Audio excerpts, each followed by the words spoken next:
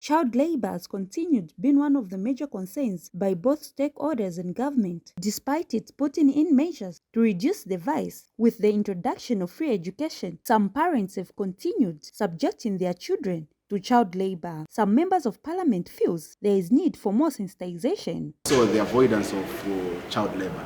So what is happening? Our role, primarily, we are sensitizing members of the public. So there are a few years that could be found, but the aspect of sensitization is an ongoing program, and we hope with time we'll be able to achieve 100% compliance so that all our children are not involved in child labor. They just used to take it as business as usual.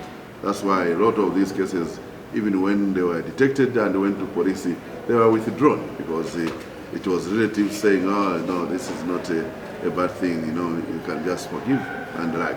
But now, sensitization is getting to the people. As a result, it's allowing people to report. So you are going to see many more reports coming out because everybody is being sensitized.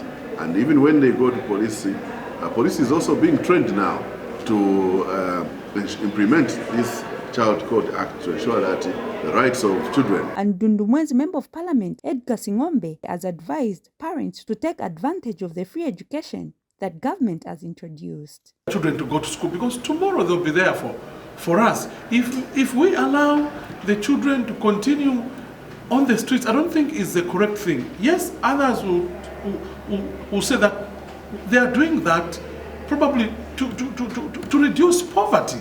But look, under CDF, there are so many programs. The government has put a certain percentage under CDF to empower these families. But they should not use the same money that they've been empowered again to disadvantage their own children. Instead, it should be a plus. Let the children go back to class. However, Women and Law in Southern Africa, Acting National Director Moses Munkambo, says civil society organizations will continue supplementing on government efforts in the fight against child labor. Through sensitization, bringing awareness to the community, so far and as much as it possibly can be, so that we can mitigate, or rather, we are able to support government in terms of issues that will enable children going back to school to do so.